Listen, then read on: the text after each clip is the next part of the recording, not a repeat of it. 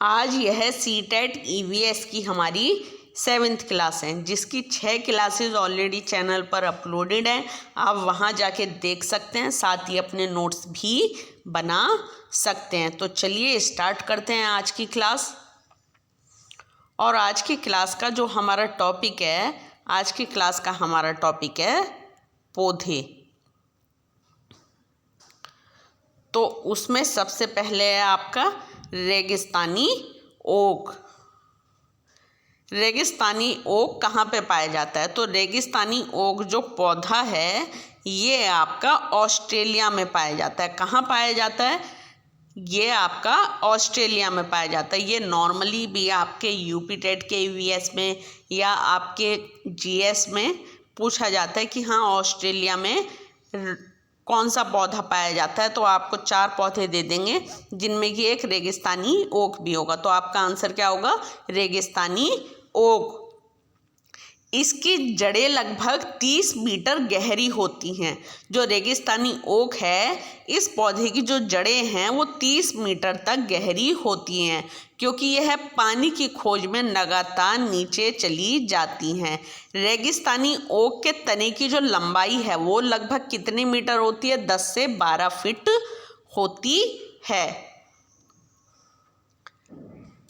इस पौधे में तने में जल संचित रहता है। रेगिस्तानी ओक जो पौधा है यह ऑस्ट्रेलिया में पाया जाता है और इसकी जो जड़ें हैं वो 30 मीटर तक गहरी होती हैं। अब आप समझ पा रहे हो कि 30 मीटर तक जड़ें गहरी हैं, तो इसके तने में जो है पानी संचित रहता है। और रेगिस्तानी ओक के तने की लंबाई कितनी होती है? 10 से 12 फीट। जब स्थानीय निवासियों को, जब वहाँ के लोगों को जो वहाँ पे रह रहे हैं पेयजल संकट या जल संकट पैदा होता है, तो वो क्या करते हैं? इस रेगिस्तानी ओक के पौधे का प्रयोग जल प्राप्त करने के लिए करते हैं।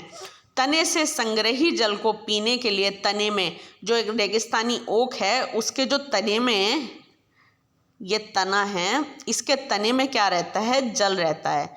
तो जो वहाँ के लोग हैं उन्हें जब पेयजल संकट उत्पन्न होता है तो वो क्या करते हैं? इसके तने से जल प्राप्त करते हैं।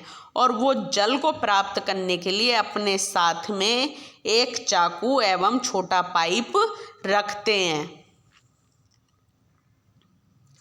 अब ये जो रेगिस्तानी ओक है, इसमें जितने भी मैंने आपको पॉइंट दिए हैं, तो वो क्या करेगा? आपको 3 पॉइंट सही दे देगा और 1 पॉइंट गलत दे देगा। अब आपसे पूछ लेगा कि इनमें से कौन सा विकल्प गलत है। ठीक है, तो सीटेट में इस तरह के क्वेश्चंस आते हैं और इसी तरीके से आपने अपना जो है ईवीएस की साइकोलॉजी तैयार करनी है। ठीक है, क्योंकि ईवीएस की साइकोलॉजी सबसे ज़्यादा इम्पोर्टेंट है। उसमें क्या होता है कि जो क्वेश्चन का आंसर होगा वो कौन सा होगा? जिस क्वेश्चन के विकल्प में सबसे ज़्यादा ध्यान बालक पर दिया जाता है वही उस क्वेश्चन का आंसर होगा, क्योंकि केंद्र बिंदु क्या है? हमारी शिक्षा का बालक।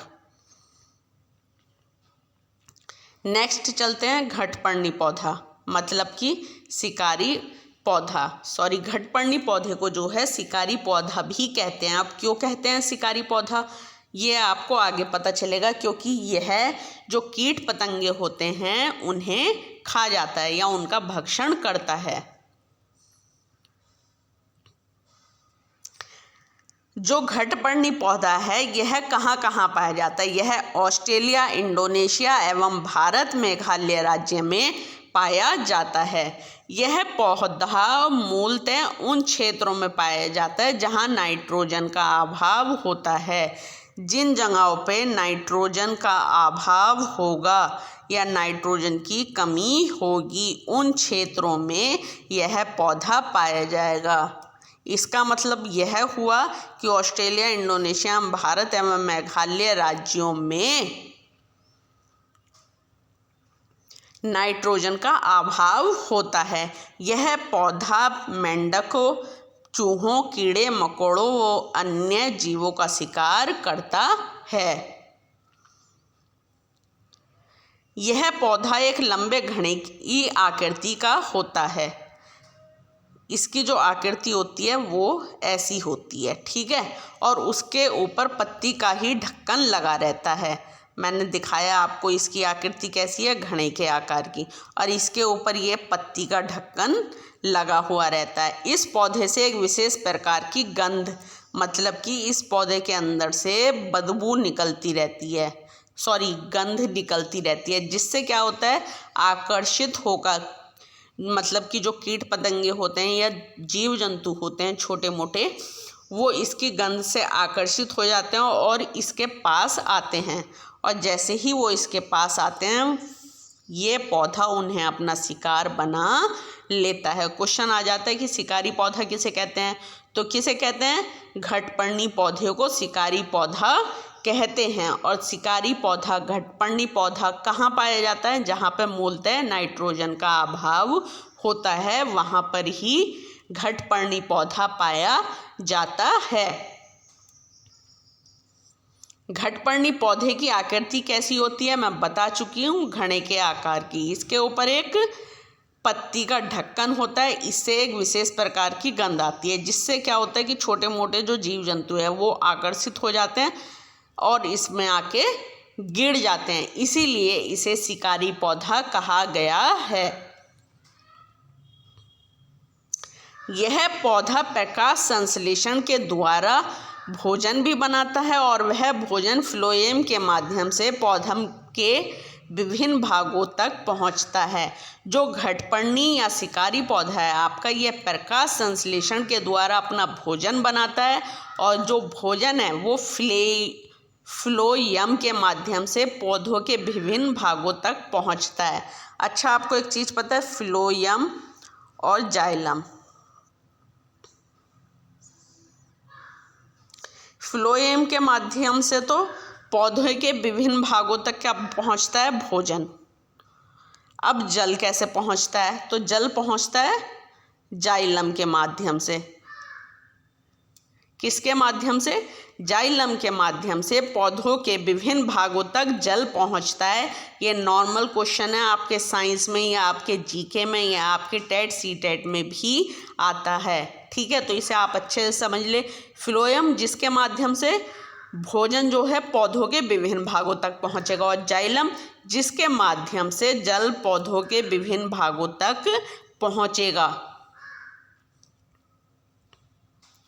अब घटपर्णी के उदाहरण कौन कौन से हैं, तो निफेंथिस, यूटिकुलेरिया, डोसेरा। आपसे क्वेश्चन पूछा जाएगा कि हाँ घटपर्णी पौधे के आपको 4 ऑप्शन दे देगा, ठीक है, उसमें पूछ लेगा आपसे कि घटपर्णी पौधा बताओ।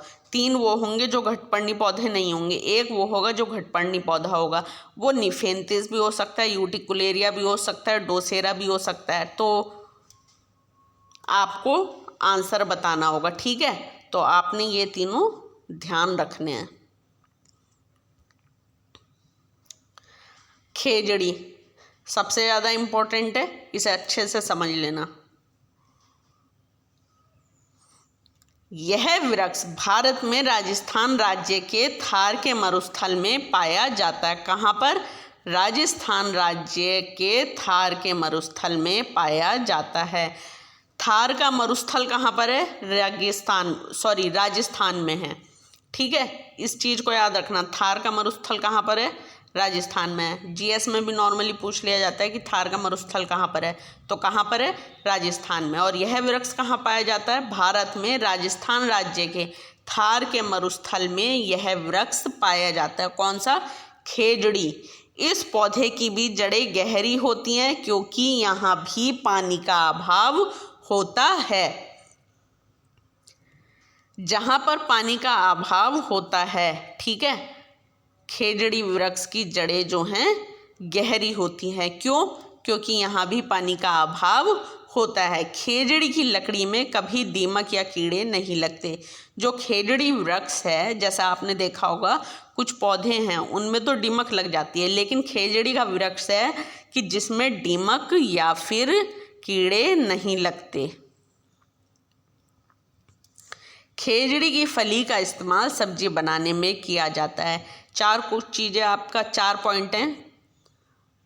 जो कि आपके सीटेट के एग्ज़ाम की दृष्टि से इम्पोर्टेंट हैं। ये एक एक पॉइंट आप समझ लीजिए कि खेजड़ी का वृक्ष कहाँ पाया जाता है? थार के मरुस्थल में। इसकी जड़ें गहरी होती हैं। क्यों? क्योंकि पानी का अभाव होता है। खेजड़ी की लकड़ी में कभी भी दीमक या कीड़े नहीं लगते। और खेजड़ी की फली का इस्तेमाल, खेजड़ी का पौधा होता है, उस पर फली लगती है, उसका इस्तेमाल किस चीज़ के लिए किया जाता है? सब्जी बनाने के लिए किया जाता है। इसके तने की छाल का इस्तेमाल दवा बनाने के लिए किया जाता है। जो खेजड़ी वृक्ष है उस तने की जो छाल है उसका इस्तेमाल दवा बनाने के लिए किया जाता है। यह एक छायाप्रद वृक्ष है। कैसा? छायाप्रद। इसकी छाँव में स्थानीय निवासियों के बच्चे खेलते कूदते हैं। मतलब कि ये छायादार वृक्ष है, इसकी छाँव में वहाँ के बच्चे जो है खेलते कूदते हैं। नेक्स्ट है आपका लाइकेन। तो चलिए देखते हैं। लाइकेन एक सहजीवी पौधा है। कैसा? सहजीवी पौधा।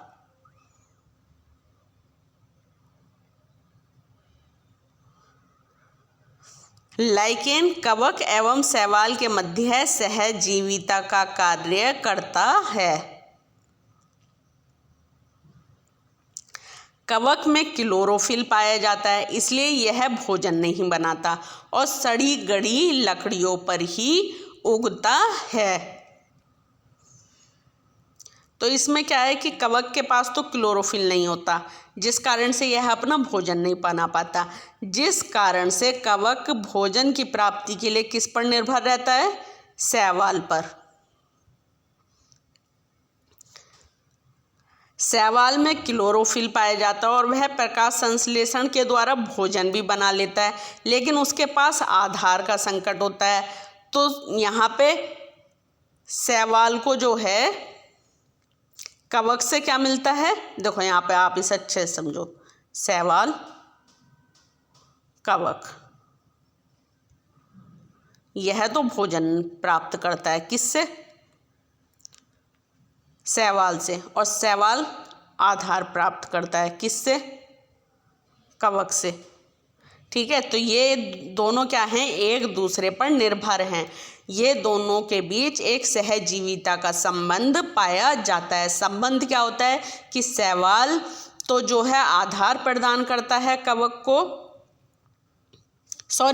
कवक जो है शैवाल को आधार प्रदान करता है और शैवाल जो है कवक को भोजन प्रदान करता है। शैवाल में क्लोरोफिल पाया जाता है और वह प्रकाश संश्लेषण के द्वारा भी अपना भोजन बना लेता है, लेकिन उसके पास आधार उगने का संकट होता है। कवक शैवाल को आधार प्रदान करता है और शैवाल कवक का भोजन है।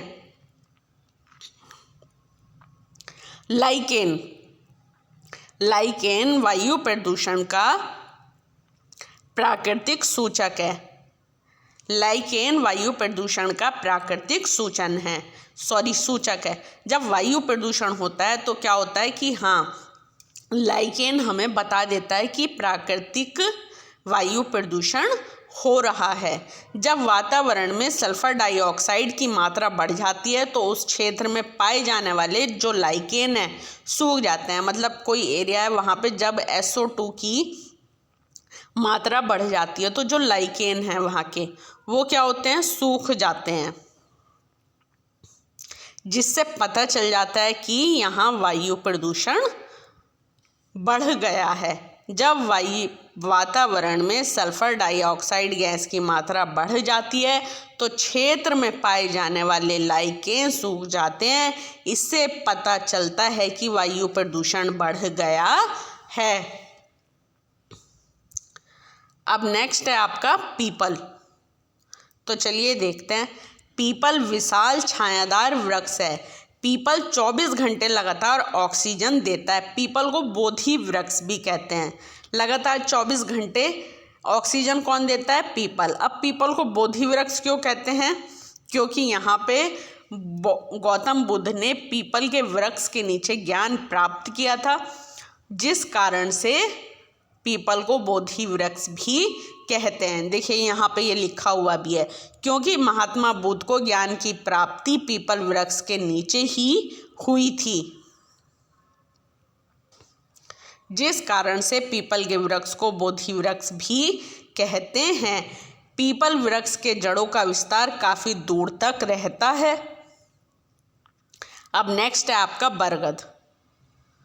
ठीक है, यह भी एक विशाल छायादार वृक्ष है। इसकी छाया में विभिन्न प्रकार के जीव जंतु, पशु पक्षी घोंसला बनाकर रहते हैं। बरगद के तनों से, जो तने होते हैं बरगद के, वहाँ से स्तंभ, मूल, जड़ें निकली रहती हैं, जो तनों को सहारा देने का कार्य करती हैं।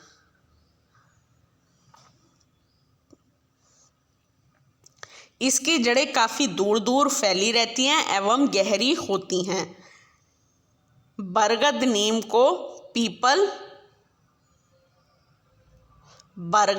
को पर्यावरण मित्र या पर्यावरण मित्र वृक्ष कहा जाता है। क्वेश्चन आ जाता है कि पीपल, बरगद, नीम को पर्यावरण का मित्र कहते हैं, तो क्वेश्चन ऐसा आ जाता है कि पर्यावरण का मित्र किसे कहते हैं? तो बरगद को कहते हैं, पीपल को कहते हैं और नीम को कहते हैं। बरगद के जो तने हैं वहाँ से स्तंभ, मूल, जड़ें निकली रहती हैं। जो बरगद के तने होते हैं उनको क्या करती हैं? ये सहारा देने का कार्य करती हैं। अब आपका नेक्स्ट है यूकेलिप्टस। यूकेलिप्टस को पारिस्थितिकी तंत्र का या सामाजिक वानिकी का आतंकवादी कहा जाता है। आपके यूपी टेट में नॉर्मली आ जाता है कि सामाजिक वानिकी का वृक्ष कौन सा है, तो कौन सा है? यूकेलिप्टस। या पर्यावरण का आतंकवादी किसे कहा जाता है? तो किसे कहा जाता है? यूकेलिप्टस को। सामाजिक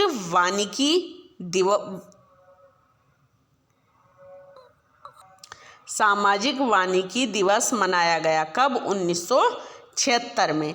यह पौधा जल अधिक पीता है एवं जल का अपव्यय अधिक करता है। यह मूलतः कहाँ पाया जाता है? ऑस्ट्रेलिया में। कहाँ पाया जाता है? ऑस्ट्रेलिया में।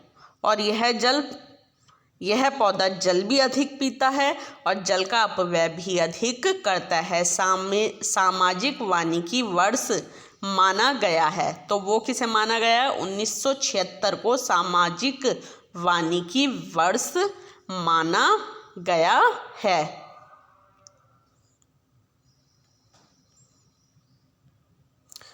आज की पीडीएफ में थोड़ा सा मिस्टेक्स ज़्यादा हैं, बट कोई नहीं, चलिए आप थोड़ा सा मैनेज कर लीजिएगा। अब नेक्स्ट है आपका क्रोटन। पौधा। कौन सा? क्रोटन। तो चलिए देखते हैं। यह पौधा किसी मूल पौधे के साथ बोया जाता है, जो मूल पौधे को यह पौधा किसी मूल पौधे के साथ उगाया जाता है। अब यह मूल पौधे के साथ क्यों उगाया जाता है?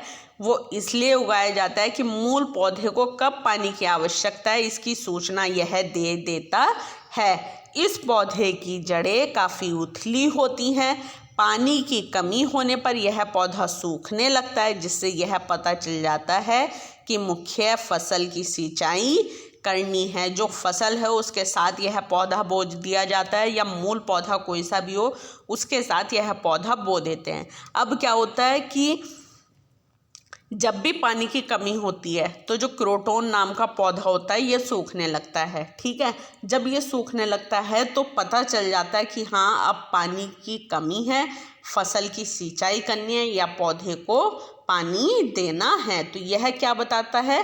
पानी की कमी को बताता है। लास्ट है आपका जेटोफा। लास्ट क्या है आपका? जेटोफा। यह एक बायोडीजल फसल है।